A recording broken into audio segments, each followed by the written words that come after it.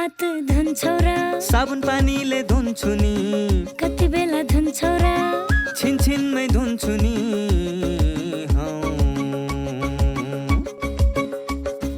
घरमा पस्दा अफिस पस्दा सधैँ धुन्छु हात कोरोनालाई यसै गरी भगाइदिन्छु म त घरमा पस्दा अफिस पस्दा सधैँ धुन्छु हात कोरोनालाई यसै गरी भगाइदिन्छु म त भान्सा छिर्नु अगाडि खाना खानु अगाडि जहाँ त्यही छोएपछि हातले छोपी खोकेपछि हात धुन्छौ र साबुन पानीले धुन्छु नि कति बेला धुन्छौ र छिनछिनमै धुन्छु नि कोरोनाबाट बच्ने 3 उपायहरू। व्यक्ति बीच 2 मिटर टाढा बस्ने, घरबाट बाहिर निस्कँदा मास्क लगाउने र बेला बेलामा साबुन पानीले मिच्ची 20 सेकेन्डसम्म हात धुने। कोरोनाबाट आफू पनि बचाउँ र अरूलाई पनि बचाउँ। दर्शकवृन्द नमस्कार। कार्यक्रम स्वस्थ जीवनको आजको यो अर्को श्रृङ्खलामा यहाँलाई हार्दिक स्वागत छ।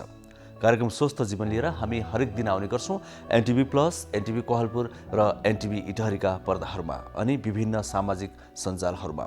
नेपाल सरकार स्वास्थ्य तथा जनसङ्ख्या मन्त्रालय, राष्ट्रिय स्वास्थ्य शिक्षा सूचना तथा सञ्चार केन्द्र र नेपाल टेलिभिजन बीचको सहकार्यमा निर्माण एवं प्रसारण हुने गर्छ यो कार्यक्रम, जुन कार्यक्रममा हामी स्वास्थ्य सम्बन्धी विभिन्न समस्याका समाधान खोज्ने प्रयास गर्छौँ। अहिले कोरोना भाइरसको महामारी संसारमा फैलिरहेको यो अवस्थामा कोरोना भाइरससँग सम्बन्धित कुराहरू बढी उठाउने गर्छौँ अनि कसरी सतर्क रहने, कसरी बच्ने भन्ने कुरा पनि गर्ने गर्छौँ। यसका साथै विभिन्न विषयमा स्वास्थ्यसँग जोडिएका विभिन्न समस्याका समाधान खोज्ने क्रममा विज्ञहरूसँग पनि यस कार्यक्रममा कुराकानी गर्ने गर्छौँ। आज पनि हामीसँग त्यस्तै केही सामग्रीहरू छन्। दर्शकले हामी समृद्धिका कुरा गर्छौँ, विकासका कुरा गर्छौँ, त्यसका लागि धेरै कुराहरू आवश्यक हुन्छन्, स्वास्थ्य पनि त्यसभित्र पर्छ। यसैले नै नेपालको संविधानको मौलिक हकमै स्वास्थ्यलाई राखिएको छ। त्यसैले पनि हामीले त्यो आवश्यकता महसुस गर्दै यो कार्यक्रम सुरुवात गरेका हौँ। आज पनि हामीसँग केही महत्त्वपूर्ण विषयहरू छन्, जानकारीहरू रहेका छन्। आउनुहोस् आजका ती विषयवस्तुतिर प्रवेश गरौँ।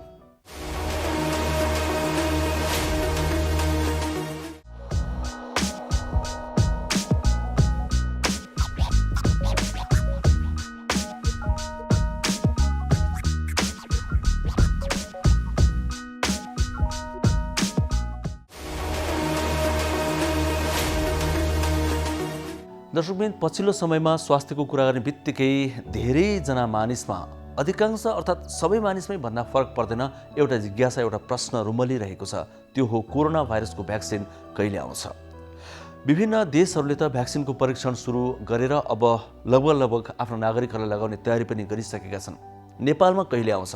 यो प्रश्नले हामीलाई सधैँभरि पछ्याउने गर्छ। हिजो आज सरकारले के कस्तो तयारी गरिरहेको छ, कहिले आउँछ भ्याक्सिन, हामीले कहिले लगाउन पाउँछौँ र सुरक्षित हुन पाउँछौँ, यो विषयमा हामीले एउटा विशेष सामग्री तयार पारेका छौँ।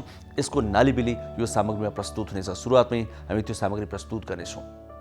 अनि हामीसँग रहेको अर्को विषय छ आजको कार्यक्रममा हामीले समेट्ने कि कोरोना भाइरस सङ्क्रमणको बेलामा हामीले कसरी ध्यान दिने। एकजना डाक्टरसँगको कुराकानी हामी प्रस्तुत गर्दैछौँ, जसले आइसियुमै बसेर सङ्क्रमितहरूसँगै बसेर आइसोलेसनमै बसेर काम गरिरहनु भएको छ।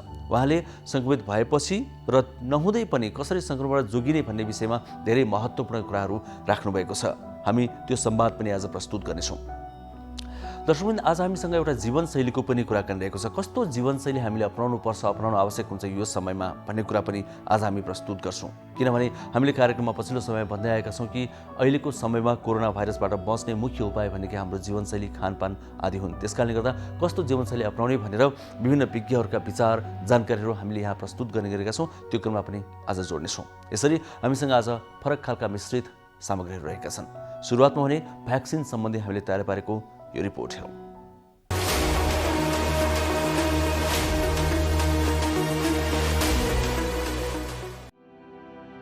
स्वास्थ्य तथा जनसङ्ख्या मन्त्रालयले कोरोना भाइरस विरुद्धको खोपको व्यवस्थापनको लागि कार्ययोजना तयार गरेको छ।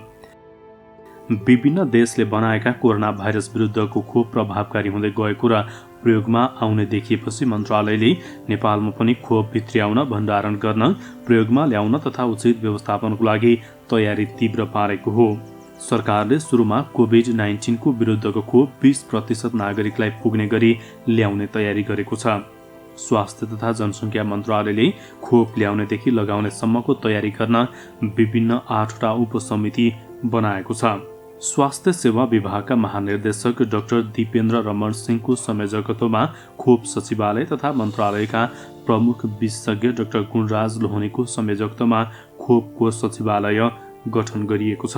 खोपका लागि आवश्यक रकम, खोप ल्याइसकेपछि भण्डारण, खोप सुरुमा कसलाई दिने, खोप कसरी दिने भन्ने स्वास्थ्य कर्मीलाई तालिम जस्ता काम पनि भइरहेको छ। कोभिडको भ्याक्सिन 15 वर्षभन्दा माथिका व्यक्तिहरूलाई दिइनेछ। विश्वमा बनिरहेका कोभिड विरुद्धको भ्याक्सिन 14 वर्ष मुनिका बालबालिकाहरूलाई ट्रायल गरिएको छैन। यो उमेर समूहमा कोरोना भाइरसको संक्रमण दर, असर र मृत्युदर कम छ। सरकारले -20 डिग्री सेल्सियससम्म तापक्रममा भण्डारण गर्नुपर्ने खोपको लागि तयारी गरेको छ।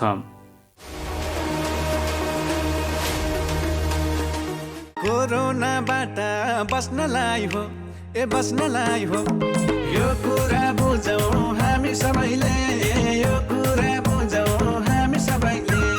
चेलीबेटी आफन्त बोलाइ, ओइ बोलाइ, भिडभाड नगरौँ कसैले, भिडभाड नगरौँ कसैले। सुरक्षित हुन मास्क लगाऊ, लगाऊ। घर बाहिर साह्रै डर छ हेर, घर बाहिर साह्रै डर छ हेर। साथीभाइ भेट हुँदा बसौँ है, ओइ बसौँ है, 2 मिटर टाढा भएर, 2 मिटर टाढा भएर। सोचे झै कोरोना रहेनछ, सोचे झै कोरोना रहेनछ। हामी सबै कोरोनाको उच्च जोखिममा छौँ। सतर्कता अपनाउनुहोस्।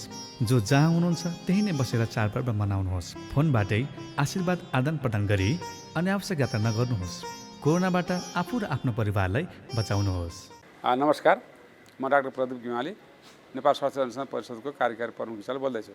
कि अहिलेको महामारीको अवस्थामा कुनै पनि भ्याक्सिन अथवा ड्रगहरू यसको उपचारको लागि अथवा प्रिभेन्सनको लागि चाहिँ फाइनल भएको नभएको अवस्थामा अहिले जुन नेपाल सरकार स्वास्थ्य मन्त्रालयले तयार गरेको छ जनस्वास्थ्यका मापदण्डहरू, त्यसमा मुख्यतः तीनटा कुराहरू छन्। त्यो भनेको एउटा सोसल डिस्टेन्सिङ, भौतिक दूरी, पहिला सामाजिक दूरी भनिन्थ्यो, त्यसपछि गएर मास्कको उचित प्रयोग, विभिन्न खालका मास्कहरू छन्, र त्यसपछि सेनिटाइजर अथवा सेनिटाइजेसन भन्दाखेरि यी तीनटा कुराहरू अनिवार्य रूपमा चाहिँ पब्लिकले पालना गर्नुपर्छ भनिएको छ। यो जनस्वास्थ्यको मापदण्ड हो र त्यो प्रयोग भएन भने चाहिँ यसको कानुनी चाहिँ तपाईँको दायरामा आउनुपर्छ भनिएको छ। र यही क्रममा स्वास्थ्य मन्त्रालयको रिक्वेस्टमा नेपाल स्वास्थ्य अनुसन्धान परिषदले काठमाडौँभित्रका विभिन्न सङ्घ संस्थाहरू, त्यसपछि गएर चाहिँ तपाईँको पब्लिक प्लेसेसहरू अथवा सपिङ मल, होइन बस स्ट्यान्ड लगायतका ठाउँमा चाहिँ गएर हामीले विभिन्न ठाउँमा चाहिँ अध्ययन गऱ्यौँ काठमाडौँमा एनएचआरसीको लिडरसिपमा। र त्यहाँ हामीले अध्ययन गर्दा के देखियो भने सामाजिक दूरीको अवस्था हेऱ्यौँ, मास्कको चाहिँ प्रयोग कस्तो छ भनेर हेऱ्यौँ, र त्यसै सेनिटाइजेसनको अवस्था कस्तो छ भने त्यसमा के देखेको छ भने जम्मा हामीले चाहिँ लिएका चाहिँ 45 डाटामध्ये होइन 72% चाहिँ तपाईँको मानिसहरूले मास्क लगाउनुहुन्छ भनेको अर्थ 27.समथिङले मास्क लगाएको छैन, 28% भनौँ होइन, मास्क लगाएको छैन। त्यस्तै गरी चाहिँ तपाईँको सेनिटाइजको स्थिति हेर्दाखेरि 60% चाहिँ हात सेनिटाइजेसन गरेको छ हरेकचोटि काममा भन्ने देखिएको छ। र सोसल डिस्टेन्सिङको हामी कुरा गऱ्यौँ, सामाजिक दूरी, भौतिक दूरीको कुरा गऱ्यौँ। भौतिक दूरीको कुरा गर्दाखेरि हामीले भौतिक दूरीको त 2 मिटरको बिचमा हुनुपर्छ भनिएको छ, अवस्थामा जाँदाखेरि चाहिँ त्यो चाहिँ ग्याप राखिएको छ होइन। तर प्रयोग गरेको मान्छे एकदम थोरै देखियो कि तपाईँको चाहिँ गएर 31% मान्छेहरूमा मात्र चाहिँ तपाईँको चाहिँ गएर भौतिक दूरीको उचित प्रयोग गरेको देखियो। र अहिलेको जस्तो महामारीको अवस्थामा मैले यहाँलाई पनि भने prevention is better than cure भन्ने कुरा चाहिँलाई आत्मसात गर्नु चाहिँ जरुरी देखिन्छ। र यसरी चाहिँ तपाईँको चाहिँ गएर हामीले यसलाई पालन नगर्दाखेरि रोगहरू चाहिँ हामीले घरमै बस्न निम्ताएका हुन्छौँ। र हरेकचोटि चाहिँ अब के बुझ्नु पऱ्यो भने हरेक व्यक्तिले मसँग कोही नजिक आउँदैछ भने त्यो मान्छे 2 मिटर बिचमा छ कि छैन, ग्यापमा बस्नुहोस् भन्ने चाहिँ भन्नु पऱ्यो, माइन्ड गर्नु भएन आउनुले पनि। र मास्कको उचित प्रयोग गर्नुपर्छ भनेर सम्झाउनु पऱ्यो, गर्न लगाउनु पऱ्यो, भन्नु पऱ्यो, हरेक व्यक्तिको दायित्व। र सेनिटाइजेसन विषयमा चाहिँ हामी सचेत हुनु पऱ्यो। गर्दाखेरि के भन्नु पर्ने, अर्कोलाई पनि कोरोना लागिसकेको छ, मलाई लाग्न सक्छ भनेर त्यो खालको चाहिँ तपाईँको चाहिँ मापदण्ड फलो गऱ्यो भने हामीलाई कोरोना लाग्ने सम्भावना अत्यन्त न्यून हुन्छ। त्यस कारणले गर्दा यो औषधि भ्याक्सिनको लागि पछि कुद्नु पर्दैन र जनस्वास्थ्यको मापदण्ड फलो गरौँ। र यसमै भलाइ छ, एज अ डाक्टरको नाताले, एज अ रिसर्चरको नाताले रिसर्चबाट पनि देखिएको छ होइन, तपाईँको त्यो तथ्यले पनि भनेको कुरा भन्दाखेरि यहाँहरूलाई यो आग्रह गर्न चाहन्छु नेपाल स्वास्थ्य अनुसन्धान परिषदको तर्फबाट र एउटा व्यक्तिगत डाक्टरको तर्फबाट। धन्यवाद। कोरोना भाइरस महामारीको अवस्थामा सुरक्षित गर्भावस्था। गर्भावस्था एक विशेष अवस्था हो, चाहे कोरोना भाइरस कोभिड-19 महामारीको बेला नै किन नहोस्। विपद वा सामान्य अवस्था जे भए तापनि गर्भवती तथा उनको गर्भमा रहेको बच्चालाई विशेष हेरचाह र स्याहार चाहिन्छ। गर्भवतीमा पनि कोरोना भाइरसको संक्रमण हुन सक्छ, त्यसैले कोभिड-19 का लक्षणका साथै गर्भावस्थामा देखिन सक्ने खतराका लक्षणहरूबारे जानकारी राखौं। गर्भावस्थामा देखिने खतराका लक्षणहरू: टाउको साह्रै दुख्नु, आँखा तिरमिराएर धमिलो देखिनु, हात तथा मुख सुनिनु, हात खुट्टा अरुरो भई काँप छुट्नु वा मुर्छा पर्नु, कडासित तल्लो पेट दुख्नु, योनिबाट रगत वा पानी बग्नु। यी मध्ये कुनै पनि खतराका लक्षणहरू देखा पर्ने बित्तिकै तुरुन्तै नजिकैको स्वास्थ्य संस्थामा जाँच्न लैजानु पर्दछ। नियमित गर्भवती जाँच तथा खतराका लक्षणको समयमै पहिचान गरी गर्भावस्थालाई सुरक्षित बनाऊ। कोभिड-19 सम्बन्धी कुनै पनि जिज्ञासा वा परामर्श चाहिएमा पैसा नलाग्ने कल सेन्टर 1115 वा 1133 मा सम्पर्क गरौँ।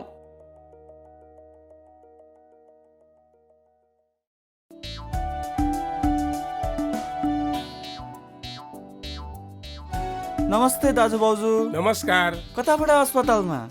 कसलाई के भयो र? त्यस्तो केही होइन भाइ, यिनको र मेरो सामान्य स्वास्थ्य जाँच गर्न आएको। ल, केही नहुँदा पनि स्वास्थ्य परीक्षण गर्नुपर्छ र? पैसाको नाश मात्र। त्यसो भनेर कहाँ हुन्छ र भाइ? समय समयमा स्वास्थ्य जाँच गरायो भने आफ्नो स्वास्थ्यको अवस्था बारे थाहा हुन्छ। यसरी नियमित रूपमा स्वास्थ्य जाँच गराउँदा कुनै रोग लागेको छ भने सुरुवाती अवस्थामा नै रोग पत्ता लाग्छ अनि समयमै उपचार गर्न सजिलो हुन्छ नि।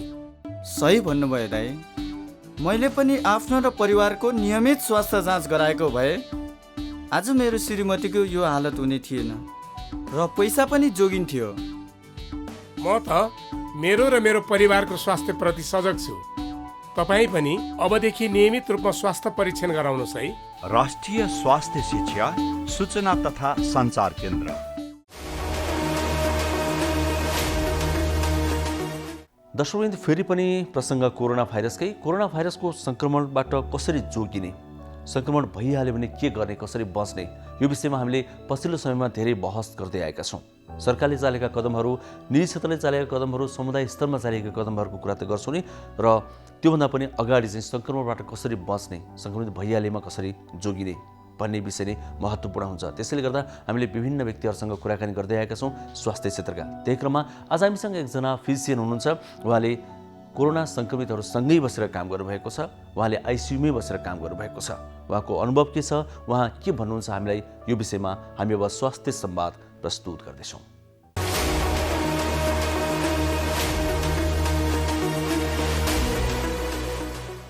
कोरोना भाइरस सङ्क्रमण बढ्दै जाँदा त्यसलाई नियन्त्रण गर्ने बारे विज्ञहरूले विभिन्न सुझाव दिँदै आएका छन्। जाडो समयमा कोरोना भाइरस सङ्क्रमणको जोखिम बढी हुने कतिपय विज्ञहरूले बताउने गरेका छन्। सङ्क्रमण बढेमा त्यसलाई कसरी नियन्त्रणमा लिनुपर्छ भन्ने विभिन्न सुझावहरू विज्ञहरूले दिँदै आएका छन्।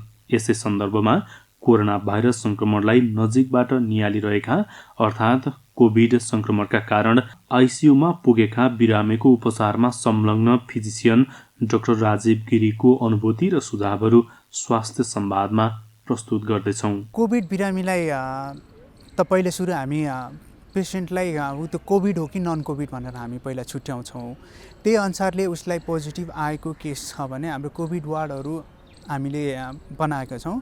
त्यो कोभिड वार्डमा बिरामीलाई कुन बिरामीलाई अब अक्सिजन चाहिने हुनसक्छ, कसैलाई तपाईँको अक्सिजनको अर्को बाइपाइप भन्ने मास्क हुन चाहिन सक्छ र कसैलाई भेन्टिलेटर चाहिन सक्छ। त्यसरी हामीले उनीहरूलाई ग्रुपिङ गरेर छुट्याएर राख्ने गर्छौँ। अहिले बिरामीलाई युजली पाउने भने उनीहरूले अब नसाबाट चलाउने औषधि हामी दिन्छौँ। त्यो चाहिँ सिम्प्टोमेटिक केयरको लागि हुन्छ। उसलाई ज्वरो आएको छ भने ज्वरोको लागि दिन्छौँ। सास प्रश्वासमा समस्या भएको छ भने हामी अक्सिजन जोडिदिने काम गर्छौँ र यदि उनीहरूको एक्सरे हामीले गर्दाखेरि उसको हामी रिपोर्ट्सहरू हाम्रो कोभिड प्याकेज भनेर छुट्टै हुन्छ इन्भेस्टिगेसन्स, हामी त्यही अनुसारको रिपोर्ट फलो गर्छौँ। त्यसमा बिरामीको अक्सिजनको कमी भयो भने यदि उसलाई समस्या गाह्रो भयो भने हामी एक्सरे गर्दाखेरि कतिपय बिरामीहरू निमोनिया भएर आएको हुन्छ। निमोनिया भएको बिरामीहरूलाई हामीले एन्टिबायोटिक सुरु गरेर उहाँहरूलाई सहज बनाउने काम गर्छौँ। गाह्रो भइसकेपछि आउनुहुन्छ कि सामान्य अवस्थामै आउनुहुन्छ, कस्तो छ बिरामीहरू आउने चाहिँ? त्यो चाहिँ हेरी छ, फरक छ। किनभने कति मान्छेहरू आफ्नो अनलाइन स्टडी गर्नुहुन्छ, कति आफन्तहरूको मार्फतबाट आउनुहुन्छ, कतिपय मान्छेहरूलाई चाहिँ के छ नि एन्जाइटी जुन डर हुन्छ नि, सामान्य रुगाखोकी भयो, मलाई कोरोना भयो, पोजिटिभ पनि देखेँ, म आएँ भनेर आइदिनुहुन्छ र बेडहरू अकुपाइड भइदिन्छ। कतिपय केसहरूमा चाहिँ बिरामी होइन कोरोना हस्पिटल गयो भने चाहिँ झन् म साह्रो हुन्छु, बरु म घरैमा बस्छु भनेर अन्तिम अवस्थामा आएको अवस्थामा पनि आउनु भएको छ। त्यस्तो बिरामीको लागि चाहिँ तपाईँको भेन्टिलेटरको आवश्यकता भएको र भेन्टिलेटरको धेरै अभाव भएको अवस्थामा आइपुग्नु भएको छ र त्यसैले कतिपय उहाँहरूले प्राथमिक उपचार पनि नपाइकन पनि ज्यान गुमाउनु परेको छ। कस्तो अवस्था भयो भने चाहिँ कोभिडका बिरामीहरूले अनिवार्य रूपमा अस्पताल जानुपर्ने हुन्छ? यदि कुनै पनि बिरामीलाई मैले भने तपाईँ अब घरमा हुनुहुन्छ, होम आइसोलेसनमा बसिरहनु भएको छ, तपाईँलाई ज्वरो आउनु, रुगाखोकी लाग्ने भनेको त खोकी लाग्ने त सामान्य नै हुन्छ, ज्वरो आउने, खोकी लाग्ने, जिउ दुख्ने, यो अवस्थामा भन्दा पनि अक्सिजन तपाईँले मापन गर्न सक्नु पर्यो। घरमा एउटा अक्सिजन नाप्ने यन्त्र हुन्छ, त्यो ल्याएर मापन गर्नु पर्यो। अथवा तपाईँलाई स्यास्या बढेको आफूलाई अनुभव हुनसक्छ, सास फेर्न गाह्रो भयो जस्तो भयो भने तपाईँ तुरन्त हस्पिटल आउनु पर्यो। त्यो भनेको चाहिँ एकदम सही समय हुन्छ। त्यो बेलामा चाहिँ हामीले उहाँहरूलाई दिने प्राथमिक उपचार पनि दिन सकिन्छ। प्लस उहाँको शरीरले जे उपचार पाउने हो, जति पनि उहाँहरूले जुन इन्भेस्टिगेसन पठाएर हामीले फर्दर उहाँलाई गर्नुपर्ने सहयोगहरू त्यो चाहिँ समयमै पाउनुहुन्छ जस्तो लाग्छ। वास्तवमा यो कोभिडको बिरामीहरूलाई गरिने उपचार र अन्य बिरामीहरूलाई गरिने उपचारमा कतिको अन्तर हुन्छ? उपचार यसको एक त कोभिडको कुनै उपचार छैन होइन, अरूको रोगको भनेको तपाईँले जुन रोग लागेको उसको त्यसको उपचार गर्ने हो। अब कोभिडलाई हामीले छुट्टै वार्ड किन बनायौँ भन्ने प्रश्न हजुरको हुनसक्छ। त्यसमा चाहिँ के हो भन्दाखेरि कुनै पनि एउटा मान्छेबाट अर्कोमा नसरोस् भन्नको लागि मात्र हो। भेन्टिलेटर पनि त्यही हो, औषधि पनि त्यही हो, डाक्टर पनि त्यही हो, नर्सहरू पनि त्यही हो, बेड पनि त्यही हो, मात्र हो कि उनीहरूलाई अर्को मान्छेलाई सङ्क्रमित नगरून् भनेर आइसोलेसनमा छुट्याउने हो, सिम्प्टोमेटिक केयर दिने हो। उसलाई जे कुराको निमोनिया भएको छ भने युजली निमोनिया भएर आएको हुन्छन्, त्यसको लागि ट्रिटमेन्ट गर्ने, प्लस निमोनिया बाहेकको अरू रोगहरू पनि त हुन्छन् होइन। त्यो समस्याहरू मुटुको समस्या, प्रेसरको समस्या भएर, मृगौलाको समस्या भएर आउनुभएको हुन्छ। उहाँहरूको लागि पनि त्यो नर्मल आइसियु जसै गरेर हामीले ट्रिटमेन्ट दिने हो, मात्र हो कि आइसोलेसन मात्रै गरेर राखेको हो हामीले। कोभिडको बिरामीलाई उपचार गर्न जाँदाखेरि फरक के हुन्छ यहाँहरूमा? हामीमा एक त हामीलाई अब सरकारले जुन पिपिई सुटहरू दिएको छ, मास्क दिएको छ, ग्लोभ्स लगाउँछौँ, बुट लगाउँछौँ र अर्कोमा पन्जा लगाउँछौँ। र अर्को कुरा हामी चाहिँ आफूलाई हुन्छ नि अवेर गरेर जान्छौँ क्या। यो बिरामीलाई मैले अब जाँदैछु अर्को बेडदेखि अर्को बेडमा पनि हामी सर्छौँ। त्यो बेलामा सर्दाखेरि हामीले सेनिटाइजरहरू प्रयोग गराउने। हाम्रो मानसिक स्थिति नै कस्तो हुन्छ भन्दाखेरि अझ दृढ बढेर जान्छ के, त्यतिखेर आत्मविश्वास बढेर जान्छ। किनभने उहाँहरूलाई हामीले त जगाउनु छ। कति मान्छेहरू हामीले देखेको छौँ त्यहाँ होपलेस भएर बेडमा बस्नु भएको छ। कति मान्छेको उहाँको जुन कुरुवाहरूभित्र आउन पाउनुहुन्न होइन, त्यो अवस्थाको बिरामीहरू एकदमै निराशा भएर बसिरहनुमा हुन्छ। त्यतिखेर चाहिँ हामीले आफ्नो एज अ डक्टरको हिसाबले, एउटा नर्सको हिसाबले त्यतिखेर चाहिँ हामीले आफ्नो एउटा आत्मबल चाहिँ अलि माथि नै अगाडि बढाएर लानुपर्ने हुन्छ। त्यसरी नै हामी गरिरहेछौँ। सहयोग बिरामीलाई हाम्रो तर्फबाट एकदम 100% दिइरहेछौँ। अहिले बिस्तारै नेपालमा पनि कोरोना भाइरसको सङ्क्रमण दिनानुदिन बढी नै रहेको छ र एकतर्फी मानिसहरूमा यसलाई हेलचेक्राइ गर्ने प्रवृत्ति पनि बढेको छ। यो रुगाखोकी त हो नि, सामान्य हो, यसले के नै असर गर्छ र भन्ने गरेको पनि पाइन्छ। यसले चाहिँ पछिल्लो समयमा समाजमा कस्तो असर गर्ला? यसको समुदायमा असर भनेको तपाईँ कहीँ अब आफूलाई सुरक्षित महसुस गरेर कति मान्छे हिँडिरहनु भयो होला होइन, कतिलाई सिम्टम्स थाहा नभएर हिँडिरहनु भएको छ।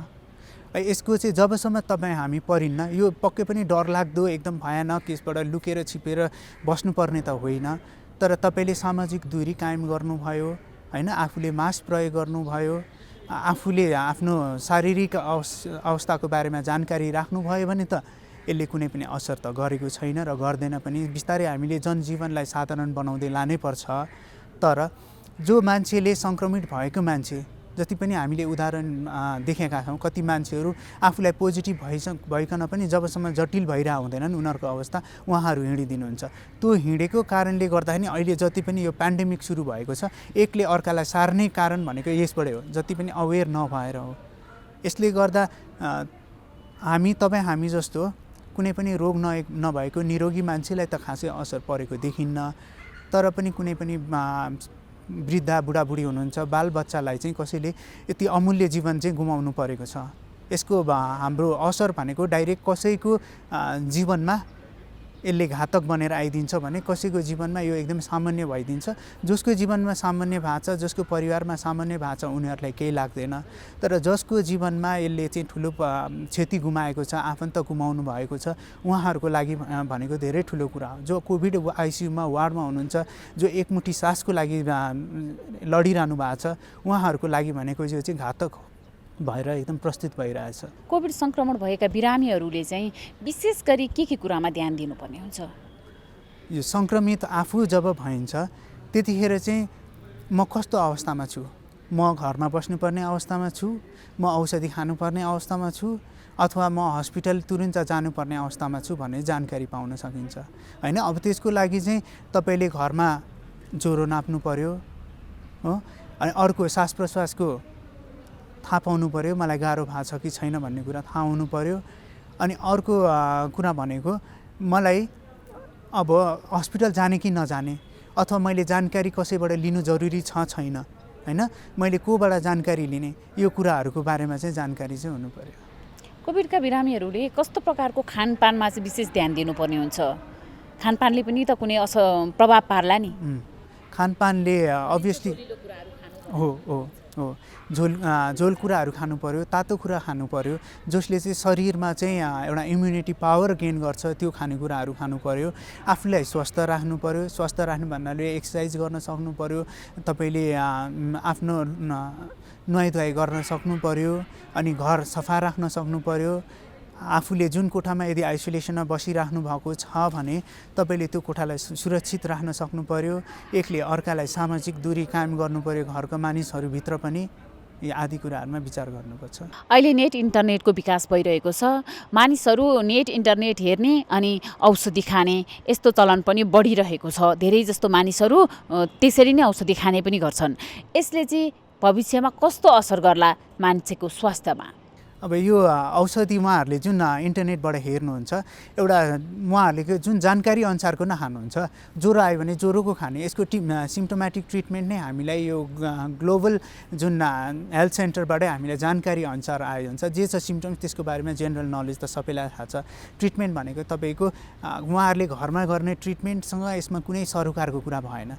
जे समस्या छ, जे गाह्रो भएछ उहाँले खानुहुन्छ, तर यसको मतलब कि ज्वरो आयो भने अरू एन्टिबायोटिक सुरु गरिदिने हैन, यो आदि कुरा गरिदिनु भयो भने चाहिँ त्यतिखेर चाहिँ अलिकति समस्या देखिन सक्छ। नभए तपाईँलाई रुगाखोकीको त तपाईँ आफैले पनि घरमा नै गर्न सक्नुहुन्छ, तर सबैभन्दा बेस्ट आफूलाई थाहा भएकन पनि हैन जानकारी राख्नु राम्रो कुरा हो।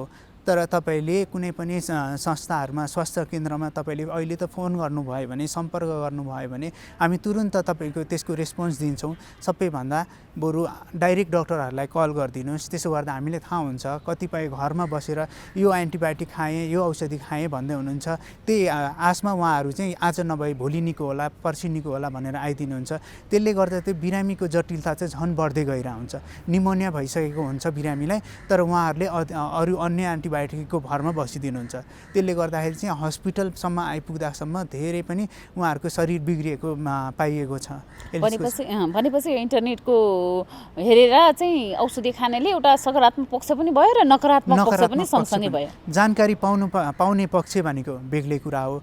त्यसले त्यही अनुसार तपाईँले औषधि यही हो, औषधि मैले यही खाँदा हुन्छ, डक्टर कहाँ किन जानु पर्यो भन्ने चाहिँ त्यो धारणा चाहिँ गलत छ।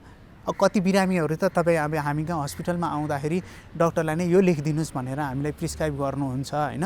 अब ती कुराहरू भनेको चाहिँ त्यो चाहिँ लज्जास्पद कुरा भन्नु पर्यो। मलाई यो भइरहेछ, तपाईँ यो एजित्र लेखिदिनु न, अरू केही गर्नु पर्दैन भनेर उहाँहरूले आफ्नो टिकटमा अब त्यो लेखिदिन पनि भन्नुहुन्छ। त्यस्तो बिरामी पनि हुनुहुन्छ।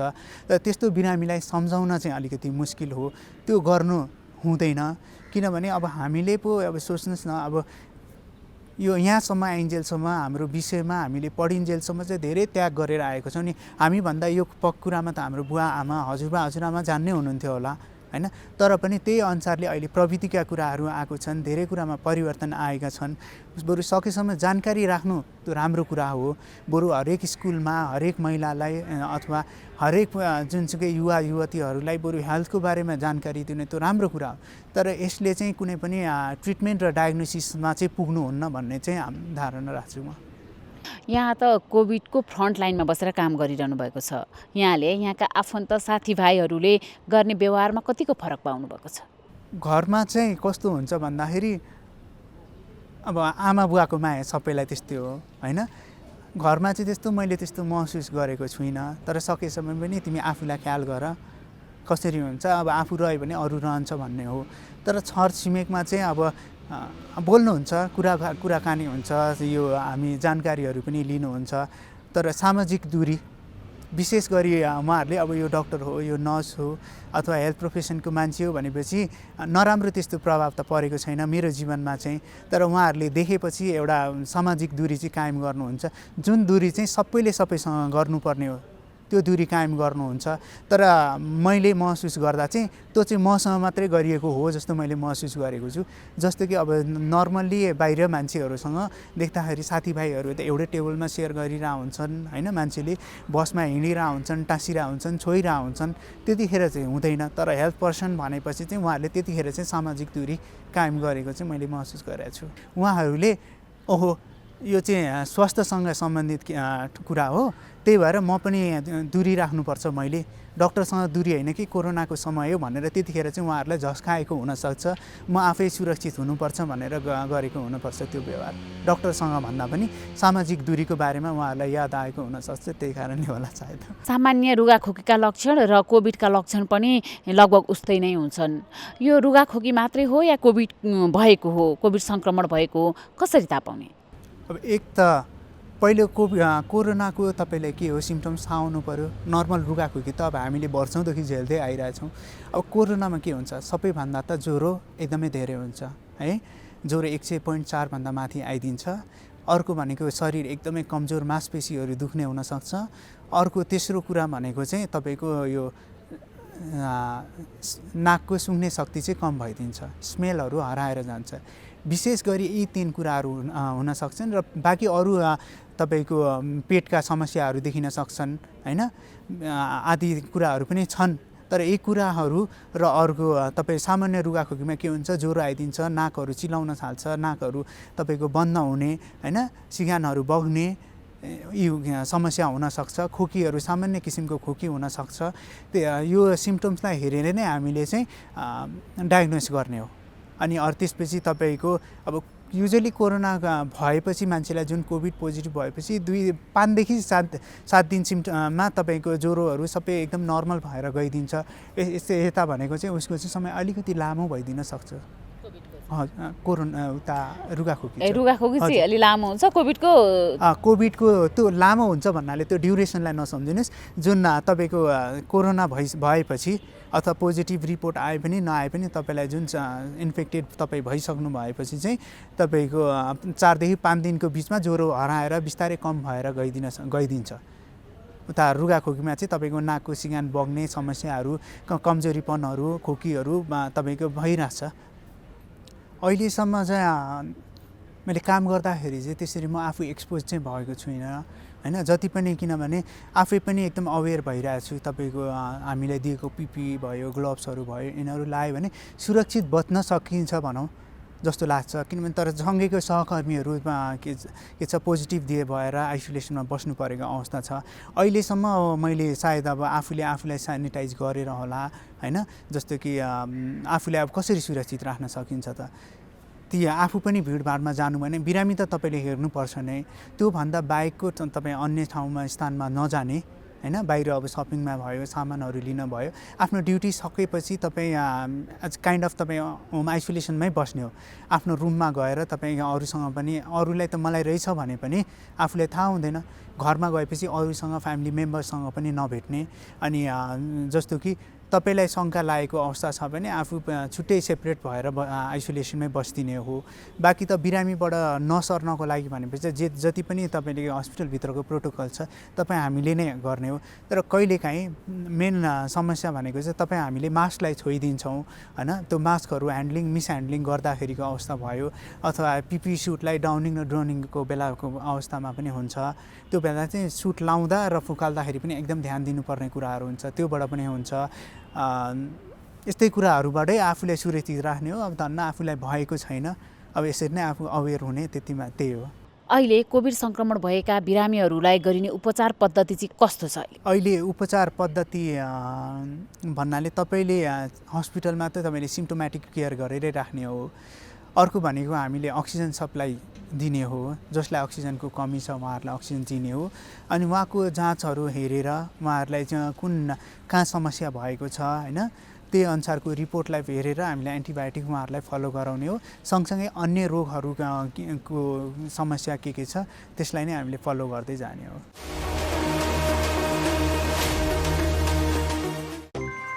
दिदी मास्क छ दिनु न 3टा। भाइ एउटा कुरा भनौँ? भन न दिदी। थाहा छ सही तरिकाले मास्क लगाए मात्रै कोरोनाबाट बस्न सकिन्छ नि। लगाउने त हो, अब लाउन पनि सही र गलत तरिका हुन्छ र दिदी। सही तरिका हुन्छ नि भाइ। पहिला साबुन पानीले हात धुने, मास्क सफा छ छैन हेर्ने, मास्क पाल परेको छ कि छैन हेर्ने, फेरि 3 पत्र भएको मास्क मात्रै लगाउने हो। अनि यो मास्कमा 3 पत्र छ त? छ नि। ल हेर्नुहोस् त, मास्क लगाउँदा यसको डोरीमा मात्र छुनुपर्छ, नाक मुख चिउनोमा टमक्क मिल्नुपर्छ। अनि अर्को कुरा, मास्क लगाइसकेपछि घरिघरि छुनु हुँदैन नि हातले। अनि यो फेरि प्रयोग गर्न मिल्छ र? कपडाको मास्क त धोएर लगाउँदा नि मिलिहाल्छ नि। हो, यसै गरी लगाउने हो नि मास्क। घरबाट बाहिर निस्किँदा अनिवार्य मास्क लगाऊ। कोरोनाबाट आफू पनि बचौँ र अरूलाई पनि बचाऊ। स्वास्थ्य तथा जनसङ्ख्या मन्त्रालय र एनसेलद्वारा जनहितमा जारी। नमस्ते, म डाक्टर विजेश राज घिमिरे, क्यान्सर रोग विशेषज्ञ। म यहाँहरूलाई आज हाम्रो क्यान्सर र कोभिडको बारेमा केही भन्न गइरहेको छु। यहाँहरूलाई थाहै छ हामी यो क्यान्सर बिरामीहरूमा हाम्रो रोगसँग लड्ने क्षमताहरू अलिक कम भएको हुनाले यो हाम्रो कोभिड या यो रोग चाहिँ उहाँहरूलाई केही गरी भइहाल्यो भने चाहिँ अलिकति जटिल रूपमा जान सक्ने र ज्यान पनि जान सक्ने किसिमबाट अगाडि बढ्न सक्ने भएको हुनाले हामीले चाहिँ क्यान्सर रोगको बिरामीहरूलाई चाहिँ यसबाट बच्नलाई यसबाट सावधानी अपनाउन चाहिँ एकदमै धेरै नै जरुरी छ। त्यसैले गर्दाखेरि म यहाँहरू सबैलाई अरूहरूले त सबैले गर्नु नै पर्छ, तर यहाँ क्यान्सर रोगीहरूले चाहिँ र क्यान्सरबाट उपचार गराइरहेका या क्यान्सर लागेर निको भइसकेका बिरामीहरूले चाहिँ यसमा एकदमै नै धेरै याद गर्नुहोला। अर्को कुरा चाहिँ के छ भनेदेखि हामीले अब क्यान्सरको लागि भनेर उपचार गर्नै पर्ने बिरामीहरू जसको लागि चाहिँ हाम्रो अलिक मतलब निको पार्न सकिने खालका रोगीहरू चाहिँ क्यान्सरको उपचारमा आउनलाई एकदम जरुरी छ। कोरोनाकै बिचमा पनि हामीले उपचार दिइरहेका छौँ र यसमा चाहिँ कि यहाँहरू आत्तिनु पर्दैन, हामीले सबै हाम्रो आफ्नो प्रिकसनहरू लिएर उपचार गरि नै रहेका छौँ। तर पनि अब धेरै बिरामीहरू चाहिँ यहाँ के भन्छ क्यान्सरको अब उपचार सकिसकेर जेनरल फलोअपमा या कुनै जरुरी नभइकन पनि हस्पिटल कहिलेकाहीँ फाटाफुट्टा आउने गर्नु भएको छ। उहाँहरूलाई हामी के भन्न चाहन्छौँ भने जरुरी भएमा मात्रै हस्पिटल आइदिनु होला, होइन भने चाहिँ हामी सबैलाई मोबाइलबाट या अरू कुनै माध्यमबाट चाहिँ फोन गरेर अथवा हामीले उहाँहरूलाई यहाँ परामर्श दिन सक्छौँ र सबै चाहिएको मान्छे चाहिँ क्यान्सर उपचारमा आउनु होला, जरुरी पनि छ। तर नचाहिएका मान्छेहरू चाहिँ घरमै बस्नु होला र पर्नु पर्यो भनेदेखि चाहिँ डक्टरसँग चाहिँ अरू माध्यमबाट चाहिँ हामीलाई सम्पर्क गर्नु होला। हाम्रो एक सन्तान छ, अर्को तुरुन्तै जन्माउने इच्छा छैन, त्यसैले परिवार योजनाको लामो अवधिका केही अस्थायी साधनहरूको बारेमा सल्लाह लिउँ भनेर आएको। तपाईहरु जस्तो लामो अवधिको गर्भान्तर गर्न चाहनेहरूको लागि इम्प्लान्ट वा आयुसिडी नै ठिक हुन्छ। अनि यो इम्प्लान्ट आयुसिडी कहाँ कसरी प्रयोग गरिन्छ, कति समय काम गर्छ होला? इम्प्लान्ट चाहिँ महिलाहरूको पाखुराको छाला मुनि राख्ने र यो एक पटक राखेपछि 5 वर्षसम्म गर्भ रहँदैन। अनि आयुसिडी नि? आयुसिडी चाहिँ महिलाहरूको पाठेघरमा राखिन्छ र यो एक पटक राखेपछि 12 वर्षसम्म गर्भ रहँदैन। बीचमै सन्तानको रहर भयो भने? यदि तपाईहरुलाई बीचैमा सन्तानको रहर भएमा यी दुवै साधनहरूलाई झिक्न पनि सकिन्छ। अनि यी दुवै अस्थायी साधनहरू कतिको सुरक्षित छन् त? सुरक्षित र प्रभावकारी छन्। तपाईहरुले केही डर मान्नु पर्दैन। पहिला तपाईहरुले सल्लाह गर्नुहोस्, त्यसपछि सेवाको लागि त हामी जहिले आउनुहुन्छ तयार छौँ। नमस्कार, मेरो नाम बाला राई, म अस्पताल नर्सिङ प्रशासक र अहिले म नर्सिङ तथा सामाजिक सुरक्षा महाशाखामा कार्यरत छु। आज म यहाँहरूलाई मास्क लगाउने सही तरिकाको बारेमा देखाउन गइरहेका छौँ। हामीसँग मास्क बजारमा धेरै किसिमका उपलब्ध छन्, जस्तै मेडिकल मास्क भयो, कपडाको मास्क भयो, N95, K95 विभिन्न प्रकारका, र N95 मा पनि फिल्टर भएका नभएका पनि हामीले मास्कहरू बजारमा उपलब्ध देख्छौँ। तर N95 मास्क चाहिँ विशेष गरी चाहिँ जुन कोरोना सङ्क्रमित व्यक्तिहरूसँग एकदमै क्लोज कन्ट्याक्टमा रहेर विशेष प्रक्रिया गर्दाखेरि मात्रै प्रयोग गर्ने हुनाले जनमानिसले साधारण हाम्रो मेडिकल मास्क वा कपडाको मास्क लाउँदा पनि हामीले सही तरिकाले प्रयोग गऱ्यौँ भने कोरोनाको जोखिमबाट चाहिँ हामी मुक्त हुन्छौँ। र त्यही क्रममा मैले आज यहाँहरूलाई सर्जिकल मास्क अथवा मेडिकल मास्क कसरी प्रयोग गर्ने भन्ने कुराहरू बताउन गइरहेको छु। र सर्वप्रथम जहिले पनि हामीले मास्क लगाउनुभन्दा अगाडि हातलाई धुनुपर्छ र सकेसम्म यदि हामीसँग उपलब्ध छ भने हामीले हातलाई साबुन पानीले मिची कम्तीमा पनि 20 देखि 40 सेकेन्डसम्म हामीले धुनुपर्ने हुन्छ। तर यदि हामीसँग हात धुने वातावरण छैन, अनुकूल नभएको अवस्थामा हामीले सेनिटाइजर प्रयोग गरेर पनि हातलाई सेनिटाइज गर्न चाहिँ सक्छौँ। अब म सेनिटाइज गरेर मास्क लगाउन चाहिँ सुरु गर्दैछु। हामीसँग यहाँ सेनिटाइजर छ र अब यो सेनिटाइजरलाई हामीले साधारणतया चाहिँ यसरी हातले थिचेर लिनुभन्दा पनि हामीले आफ्नो कुइनाबाट यसरी थिचेर लिँदाखेरि अझै सङ्क्रमणको जोखिमलाई चाहिँ कम हुन्छ। र यो सेनिटाइजर हामीले पर्याप्त मात्रामा पुग्ने गरी लिनुपर्ने हुन्छ। र पहिले सुरुमा हामीले हात धुँदा होस् अथवा सेनिटाइजर प्रयोग गर्दा होस्, WHO को मापदण्ड, नेपाल सरकारको मापदण्ड अनुसार नै हामीले 6वटा स्टेप्सहरू छन्, त्यसलाई चाहिँ पुरा गर्नुपर्ने हुनेछ, जसले गर्दाखेरि हाम्रो हातको भाग कुनै पनि भाग चाहिँ छुट्दैन। र यसरी हामीले हत्केलालाई यसरी माड्ने र यो माडे पछाडि हातको पछाडिको भागलाई पनि यसरी हामीले माड्नुपर्ने हुन्छ। र एउटा हातको माडिसके पछाडि फेरि यो हातको माथि पनि हामीले चाहिँ यसरी माड्नुपर्ने हुन्छ। र यो स्टेप पछाडि हामीले यो दुईटा हातलाई यसरी इन्टरलक गरेर पनि कम्तीमा 5 सेकेन्डसम्म हामीले यसरी माड्नुपर्ने हुन्छ। र यो स्टेप सके पछाडि अब हामीले यो हातको टुप्पोको भागलाई भित्र भागमा लगेर यसरी फेरि यसलाई माड्नुपर्ने हुन्छ। र यो हातको सकेपछि फेरि यसरी अर्को हातले हामीले यसरी माड्नुपर्ने हुन्छ। र विशेष गरी हाम्रो यो औँलाको भाग चाहिँ बुढी औँलाको भाग बढी मात्रामा छुट्ने भएकोले गर्दा यो बुढी औँलाको भागलाई पनि हामीले यसरी मजाले सेनिटाइजर प्रयोग लगाएर माड्नुपर्ने हुन्छ। त्यसै गरी अर्को हातको पनि बुढी औँलामा मजाले हामीले यसरी सेनिटाइजर लगाएर माड्नुपर्ने हुन्छ। र अन्तिममा जस्तो यो हाम्रो नङ पनि एकदमै छुट्छ र यो नङलाई पनि हामीले यसरी हत्केलामा राखेर यसरी माड्नुपर्ने हुन्छ। त्यसै गरी अर्को हातको पनि यसरी, र अन्तमा चाहिँ यसरी हामीले पुरै हाम्रो विशेष गरी यो नाडीमा बढी मात्रामा छुट्ने भएकोले गर्दा यसरी नै अर्को हातको पनि नाडीसम्म हामीले यसो गऱ्यौँ भने अब हाम्रो हात चाहिँ सेनिटाइज भयो। हामीले यसरी सेनिटाइज प्रयोग गरेर पनि हातलाई सफा सेनिटाइज गर्न सक्छौँ, अथवा साबुन प्रयोग गर्दाखेरि पनि यही 6वटा प्रक्रिया अनुसार चाहिँ हामीले साबुन प्रयोग गरेर पनि हाम्रो हातलाई चाहिँ सेनिटाइज गर्न चाहिँ सक्छौँ। अब हामी मास्क लगाउँदैछौँ। हामीले मास्कमा अहिले हेर्दाखेरि यो मेडिकल मास्क हो र हामी जनमानिसले यो मेडिकल मास्कको सही प्रयोग गर्दाखेरि पनि कोरोनाको सङ्क्रमणलाई कम गर्न सक्छौँ। र नयाँ मास्क प्रयोग गर्दाखेरि जहिले पनि हामीले यसरी इलास्टिक ब्यान्डलाई समाउने, यो बाहिरी भाग अथवा भित्री भागलाई हातले छुनु हुँदैन। र यो मेडिकल मास्कमा पनि 3टा पत्रहरू हुन्छ, त 3टा लेयर हुन्छन् र यो 3टा लेयरले चाहिँ आफ्नो काम गरेका हुन्छन् हैन। र हामीले मास्कको छनौट गर्दाखेरि पनि यो 3टा लेयर भएको मास्कको छनौट गर्नुपर्ने हुन्छ। र यसरी अब हामीले हेर्दाखेरि बजारमा विभिन्न किसिमका लेयर मास्कहरू हुन्छ, जस्तो साधारणतया चाहिँ यो निलो रङकै हुन्छ, तर सेता रङको पनि मास्कहरू पाइन्छ। त्यसको लागि अगाडि पछाडि भाग कसरी छुट्याउने भन्दाखेरि यो अगाडिको भागमा यहाँहरूले देख्नुभएको छ होला, यो प्लेटहरू के छ त तलतिर चाहिँ गएको छ र अलिकति गाढा निलो रङमा छ। त्यसै गरी भित्री भागमा सेतो र अलिकति हल्का रङमा हुन्छ र यो प्लेटहरू चाहिँ माथितिर फर्केको हुन्छ।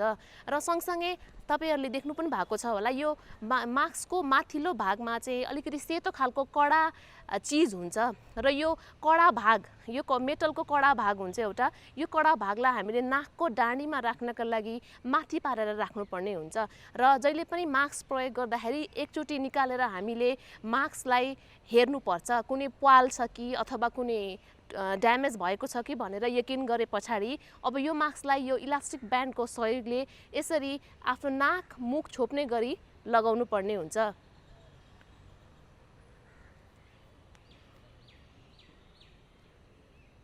यो लगाएपछि अघि भने जस्तै यो नाकको यो जुन कडा भागको डाँडीलाई हामीले यसरी आफ्नो नाकको बनावट अनुसार चाहिँ यसलाई मिलाउनु पर्ने हुन्छ र मिलाउँदाखेरि यसरी हामीले अनुहारमा फिट हुने गरी हाले मिलाउनु पर्छ र त्यस पछाडि यो तल अब यो चिउडालाई पनि छोप्नु पर्ने भएकोले गर्दा यो नाकको डाँडीलाई समाएर यो चिउडाको भागलाई पनि यसरी हामीले तानेर यसरी मिलाउनु पर्ने हुन्छ। अब हाम्रो नाक मुख र चिउडा पूर्ण रूपले छोपियो। अब यो मास्क लगाएपछि हामीले यो बाहिरको भागलाई हातले छुनु हुँदैन। यसो छुँदाखेरि यो सङ्क्रमण भएको हुन्छ र हाम्रो हातमा पनि फेरि सङ्क्रमण भएर हामीले हाम्रो आँखा हात अरू ठाउँमा छुँदाखेरि सङ्क्रमणको जोखिम चाहिँ बढ्न सक्छ। यदि हामीले यो मास्क लगाएको बेलामा हाम्रो हातले बाहिर भागमा छुयौँ भने तुरुन्तै हामीले फेरि सेनिटाइज गर्न सक्छौँ। र अब यो मास्कलाई कसरी खोल्ने भने म फेरि यहाँहरूलाई देखाउन गइरहेको छु र मास्क खोल्नुभन्दा अगाडि पनि हामीले हातलाई त्यसै अघिको जस्तै गरेर सेनिटाइज गर्ने।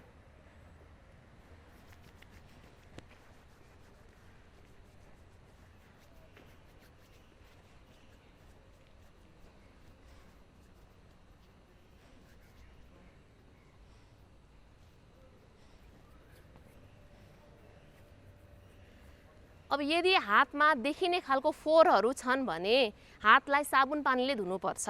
यदि देखिने फोहोर छ भने अनि देखिने फोहोर नभएको अवस्थामा अथवा साबुन पानी नभएको अवस्थामा हामीले सेनिटाइज गर्न सक्छौँ। र यो मास्क निकाल्दाखेरि अलिकति आफू अलिकति अगाडि झुके पछाडि कतै पनि नछोइकन यो कानको इलास्टिक ब्यान्डलाई यसरी निकाल्ने र निकाले पछाडि हामीले यसरी एउटा प्लास्टिक ब्यागमा राख्ने र यो प्लास्टिक ब्यागलाई यसरी हामीले मुख बन्द गरेर यसलाई ढक्कन भएको डस्टबिनमा हामीले यसरी विसर्जन गर्न सक्छौँ। र यसरी राम्रो व्यवस्थित गरेर हामीले मास्कलाई विसर्जन गर्यौँ भने सङ्क्रमणको जोखिमलाई कम गर्न सक्छौँ। दर्शकवृन्द, फेरि पनि स्वागत छ कार्यक्रममा। एनटिभी प्लस, एनटिभी कोहलपुर र एनटिभी इटहरीबाट यो कार्यक्रम यहाँहरूले हेर्दै आउनुभएको छ। आज पनि त्यही क्रमलाई हामी जोडिरहेका छौँ। विभिन्न सामाजिक सञ्जालहरूमा पनि यो कार्यक्रम हेर्न सक्नुहुन्छ। पछिल्लो समयमा कोरोना भाइरसको सङ्क्रमणबाट जोगिन र समग्रमा आफू स्वस्थ रहन जीवनशैली राम्रो हुनुपर्छ भनेर विज्ञहरूले भन्दै आएका छन्। हामीले खाने खानपान, हामीले गर्ने एक्सर्साइजहरू हाम्रो दिनचर्याले धेरै फरक पार्छ भनिरहेका छन्। त्यसो भए जीवनशैली कस्तो हुनुपर्छ, विभिन्न क्षेत्रका व्यक्तिको उदाहरण पनि हामी यहाँ पेश गर्ने गर्छौँ, अनुभव पनि पेश गर्ने गर्छौँ, आग्रह पनि पेश गर्ने गर्छौँ। त्यही क्रममा एकजना व्यक्तिको जीवनशैली र आग्रह आज हामी यहाँ प्रस्तुत गर्दैछौँ।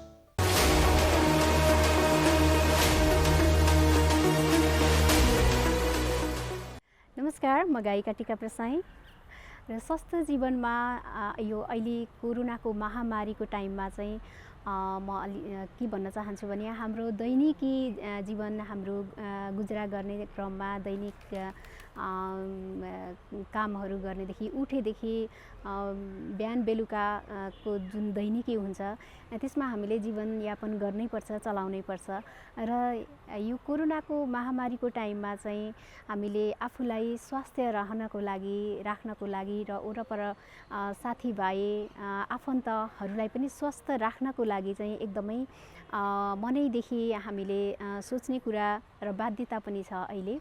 र मास्क लाउनु पर्ने, ह्यान्ड सेनिटाइजर प्रयोग गर्नुपर्ने र ह्यान्ड सेनिटाइजर छैन भनेदेखि साबुन पानीले हात धुनुपर्ने र कुनै पनि बाध्यता, अनेक व्यवहारमा बाध्यताहरू हुन्छ, कसैलाई भेट्नुपर्ने, कामको सिलसिलामा बाहिर जानुपर्ने, त्यतिखेर चाहिँ हामीले मास्क कन्टिन्यू प्रयोग गर्नुपर्ने र सामाजिक दूरी कायम गरेर कुनै पनि काम गर्नुपर्दाखेरि सामाजिक दूरी कायम राखेरै गरौँ भन्न चाहन्छु। र एउटा अर्को अनुरोध भनेको चाहिँ जबसम्म आफूलाई पर्दैन यो कोरोना केही पनि होइन, सबैजना सिम्पल भइसक्यो, सबैजना त बाहिर छन्, काममा छन्, कतिन्जेल चाहिँ यसलाई हामीले घरभित्र थुनेर बस्नुपर्ने भन्ने खालको सोच पटक्कै पनि नलिनु होला। किनभने यो भनेको जब पर्छ त्यतिखेर मात्रै थाहा पाइन्छ। पर्नेहरू धेरै हुनुहुन्छ र कयौँ मान्छेहरूको चाहिँ डेथ भइसक्यो र हामीले यसलाई एकदमै सिरियसली लिउँ, स्वास्थ्य रहनको लागि आफू सजग रहौँ र अरूलाई पनि सजगता रहनको लागि अनुरोध गरौँ। मेन त अर्को कुरा भनेको चाहिँ एक अर्काले जो कोरोना सङ्क्रमित हुनुहुन्छ उहाँहरूलाई सबैभन्दा ठुलो कुरो मायाको खाँचो छ। कसैले उपेक्षा नगरौँ, हेला नगरौँ, परैबाट भए पनि हामीले सान्त्वना दिउँ। फोन मार्फत हुन्छ कि कसरी सहयोग गर्न सकिन्छ, आर्थिक सहयोग, सामाजिक सहयोग, धेरै कुराहरूले हामीले यो अवस्थामा चाहिँ सहयोग गर्न सक्छौँ। मनोबल घटाउने र मेन्टल्ली टर्चर दिने कुराहरू नगरौँ, सान्त्वना दिउँ र मेन चाहिँ सबैभन्दा ठुलो कुरा भनेको स्वास्थ्य रहनको लागि आफू सजग हौँ। म पनि एउटा कलाकार भएको कारणले होइन, अब म्युजिक क्षेत्रमा कहिले रेकर्डिङको कुरा हुन्छ, कहिले भिडियो सुटिङ, कहिले इन्टरभ्यू, विभिन्न महानुभावहरूसँग भेट्ने र विभिन्न कामहरूको सिलसिलामा होइन विभिन्न ठाउँमा जानुपर्ने भएको कारणले कोरोनाबाट कसरी यो सङ्क्रमणबाट चाहिँ कसरी जोगिने भन्ने क्रममा चाहिँ मैले पनि एकदमै आफूलाई सचेत राखेको छु। अहिलेसम्म म स्वच्छ नै छु र मलाई लाग्छ हामीले ह्यान्ड सेनिटाइजर प्रयोग गरौँ, हामीले आफ्नो स्वास्थ्य रह्यौँ या मास्क प्रयोग गरौँ र सामाजिक दूरी कायम गऱ्यौँ भनेदेखि र खानेकुराहरू पोसिलो खानेकुराहरूलाई ध्यानमा राखेर इम्युनिटी पावर दिने कुराहरूलाई चाहिँ हामीले कन्टिन्यू हामीले पिउने पानीदेखि लिएर खानेकुराहरूदेखि लिएर सबै कुराहरू याद गरेर खायौँ भनेदेखि अहिले अब धेरै नै चिसो बढिरहेको छ। चिसोमा फ्रिजमा भएको चिसो, धेरै चिसो खानेकुराहरूबाट बच्ने, चिसोबाट जोगिने, आफ्नो स्वास्थ्य कुन कन्डिसनमा छ त्यसलाई याद गरेर चाहिँ हामीले अगाडि बढ्यौँ भनेदेखि स्वस्थ रहन सकिन्छ होला जस्तो लाग्छ र म पनि त्यसरी नै अगाडि बढिरहेको छु। स्वस्थ रहनु होला, पोजिटिभ कुराहरू सोच्नु होला र यो बिस्तारै बिस्तारै कोरोना सङ्क्रमण चाहिँ अब विभिन्न खोपहरूको पनि कुरा आइरहेको छ, बनिसकेर हाम्रो देशमा पनि आइसके पछाडि, युज हुन थालिसके पछाडि हामी अवश्य पनि यो अँध्यारो दिनलाई उज्यालोले किरणहरू आउँछ होला, उज्यालो हुन्छ होला भन्दै थ्याङ्क यू सो मच भन्न चाहन्छु।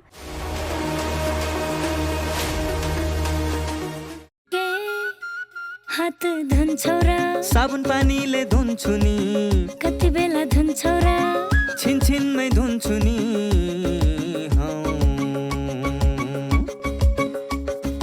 घरमा पस्दा अफिस पस्दा सधैँ धुन्छु हात, कोरोनालाई यसै गरी भगाइदिन्छु म त। घरमा पस्दा अफिस पस्दा सधैँ धुन्छु हात, कोरोनालाई यसै गरी भगाइदिन्छु म त। भान्सा छिर्नु अगाडि, खाना खानु अगाडि, जहाँ त्यही छोएपछि, हातले छोपी खोकेपछि। हात धुन्छौ र साबुन पानीले धुन्छु नि, कति बेला धुन्छौ र छिनछिनमै धुन्छु नि। कोरोनाबाट बच्ने 3 उपायहरू: व्यक्ति व्यक्ति बीच 2 मिटर टाढा बस्ने, घरबाट बाहिर निस्कँदा मास्क लगाउने र बेला बेलामा साबुन पानीले मिची 20 सेकेन्डसम्म हात धुने। कोरोनाबाट आफू पनि बचाउँ र अरूलाई पनि बचाउँ। नमस्ते, म डाक्टर राजु पङ्गेनी, म छाती रोग विशेषज्ञ। म आज विभिन्न श्वास प्रश्वास रोगसँग सम्बन्धित समस्याहरू र यसमा कोरोनाले गर्दा पार्ने असरहरूको बारेमा बताउँदैछु। यो तपाईँहरूमध्ये जसलाई पनि यो श्वास प्रश्वाससँग सम्बन्धित दीर्घ रोगहरू छन्, जसलाई COPD, क्रोनिक ब्रोन्काइटिस या ब्रोन्कियल आजमा या कसैलाई चाहिँ इन्टरस्टिशियल लङ डिजिज या लङ फाइब्रोसिस या पुरानो निमोनिया या टिबीको कारणले यो फोक्सोमा जति पनि समस्याहरू दीर्घ समस्याहरू छन्, उहाँहरूलाई यदि कोरोना इन्फेक्सन भयो भने यो दीर्घ समस्याको चाहिँ अचानक एट्याकहरू आउन सक्ने सम्भावना रहन्छ। यदि तपाईँहरूमा कुनै यस्तो खालको दीर्घ श्वास प्रश्वाससँग सम्बन्धित समस्याहरू छ भने घरमै सकेसम्म घर बाहिर ननिस्किदिनु होला, घरमै बसिदिनुहोस् र घरभित्रै पनि सकेसम्म आफूलाई फुर्तिलो राख्ने कोसिस गर्नुहोस्। विभिन्न खालको व्यायामहरू गर्न सकिन्छ, घरभित्रै पनि योगाहरू गर्न सकिन्छ। यो श्वास प्रश्वाससँग सम्बन्धित यो फिजियोथेरापी एक्सर्साइजेसहरू पनि गर्न सकिन्छ र सँगसँगै प्रोटिनयुक्त यो पोषिलो आहारहरू पनि गर्दै गर्नु होला। घरमा पनि सकेसम्म आफू बाहिर हिँड्ने आधा घन्टासम्म हिँड्नुभयो भने पनि शरीर अलि फुर्तिलो रहन्छ। र केही समस्या पर्यो, जस्तै सास फेर्न अचानक गाह्रो भयो, ज्वरो आयो या चाहिँ खकार बाक्लो हुन थाल्यो, खकारमा पहेँलोपना आउन थाल्यो या खकारमा रगत आउन थाल्यो, कुनै पनि लक्षणहरू देखियो भने चाहिँ नजिकैको स्वास्थ्य चौकीमा स्वास्थ्य कार्यकर्ता या डाक्टरसँग सम्पर्क राख्नु होला। र यदि केही समस्या परेर तपाईँहरूसँग कुनै डाक्टरको नम्बर छ, तपाईँलाई पहिलादेखि देखाइराख्नु भएको डाक्टर हुनुहुन्छ भने उहाँहरूलाई फोनमा सम्पर्क गरेर उहाँहरूसँग सोधेर यो विभिन्न उपायहरू चाहिँ अवलम्बन गर्नु होला। र अर्को चाहिँ यो कोरोनाबाट बच्नको लागि जति पनि हामीले कुराहरू गर्छौँ, सामाजिक दूरी कायम गर्ने, बाहिर हिँड्दाखेरि मास्कको प्रयोग गर्ने, सरसफाइमा ध्यान दिने, यी सबै कुराहरू गरिदिनु होला। यो चाहिँ तपाईँहरू आफू पनि बस्नु होला र सँगसँगै अरूलाई पनि आफ्नो सङ्क्रमण सर्न सक्छ कि भनेर त्यो पनि ख्याल गरिदिनु होला।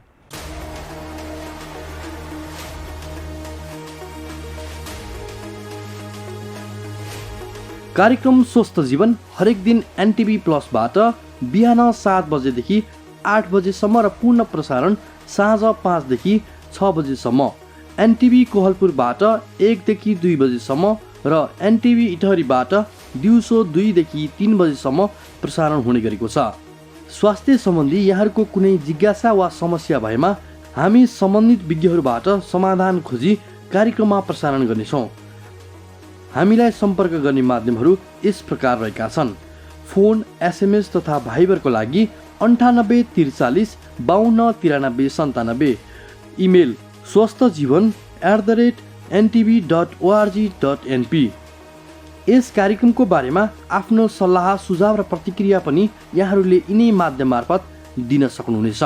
साथै कार्यक्रममा के कस्ता सामग्री, विषय वा विज्ञहरू समेट्नु पर्ला भन्ने विषयमा पनि सुझाव दिन सक्नुहुन्छ। कार्यक्रम यहाँहरूले सामाजिक सञ्जाल मार्फत पनि हेर्न सक्नुहुनेछ। YouTube Nepal television, mobile application Nepal television, Facebook facebook.com/naptv2041। काकी कता हिँड्नु भएको? रुगा खोकी लागेर सन्चो नभएको धेरै भयो, औषधि लिन हिँडेँ कि म त। हो, म पनि अस्ति बिरामी हुँदा एन्टिबायोटिक औषध किनेर खाकी थिएँ। मसँग बाँकी छ, त्यही खाँदा भइहाल्छ नि, किन जानु पर्यो र? हिँड्नुहोस्, मसँग औषध लिएर जानु होला। ल जाऊ। कहाँ जाने कुरा हुँदैछ? बहिनीकोमा एन्टिबायोटिक रहेछ, त्यही लिन चल लाकी। कहाँ त्यसरी एन्टिबायोटिक खानुहुन्छ त? स्वास्थ्य कर्मीको सिफारिस बिना मैले छोरीलाई एन्टिबायोटिक औषधि खुवाउँदा रोग बल्झेर छोरीले कति धेरै दुःख पाए। तुरुन्त स्वास्थ्य कर्मी कहाँ गएर जचाएर मात्र औषधि खानुहोस्। तपाईँ यहाँ आएर धेरै राम्रो गर्नुभयो। एन्टिबायोटिक औषधिको दुरुपयोगले बारम्बार रोग बल्झिएर निको हुन गाह्रो हुन्छ र हामी सबैलाई जोखिममा पारेको छ। त्यसैले सधैँ स्वास्थ्य कर्मीको सिफारिसमा मात्र एन्टिबायोटिक औषधि पुरा मात्रामा र पुरा अवधि सेवन गर्ने गरौँ। स्वास्थ्य सम्बन्धी महत्त्वपूर्ण नम्बरहरू। स्वास्थ्य सम्बन्धी कुनै पनि जानकारी र सहयोगका लागि स्वास्थ्य तथा जनसङ्ख्या मन्त्रालयका हटलाइन नम्बरहरू 1115 र 1133 वा मोबाइल नम्बर 98 512 55 839।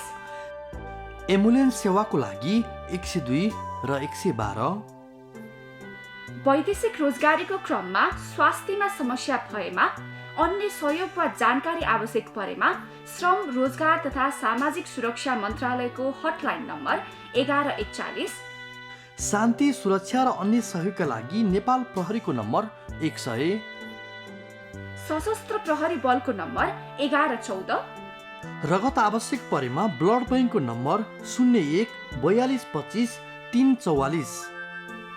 सार्वजनिक हितका लागि नेपाल टेलिभिजन।